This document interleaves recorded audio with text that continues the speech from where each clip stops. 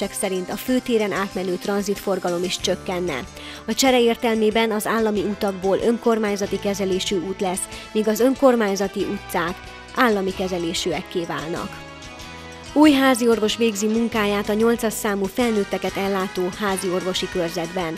Dr. Tóth Ildikó kérésére és a képviselőtestület döntésének értelmében a doktornő 1993 óta érvényben lévő szerződését felbontották, és 2004. június 1-i határidővel Földesi Iván háziorvost nevezték ki a feladat ellátására.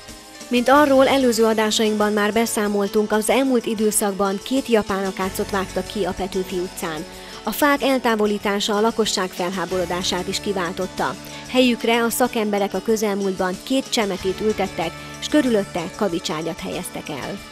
Szakmai napot tartottak a Calvineum utcai óvodában. Március 30-án az intézményben a Megyei Közlekedési Pedagógiai Egyesület rendezésében bemutatót szerveztek, melyen borsodi, hajdúbihari és Szabolcs megyei óvónők vettek részt. A rendezvény célja többek között a gyerekek biztonságos közlekedésére nevelésének megismertetése volt. A foglalkozások megtekintése mellett a szakemberek előadásokon és konzultációkon is részt vettek. Foglalkozást tartottak az Egészségvédő Klub tagjai. A március 29-i összejövetelen a Művelődési Központban dr. Gulyás Zoltán ideggyógyász szakorvos tartott előadást az alvászavarok és egyéb ideggyógyászati betegségek címmel a megjelent érdeklődőknek.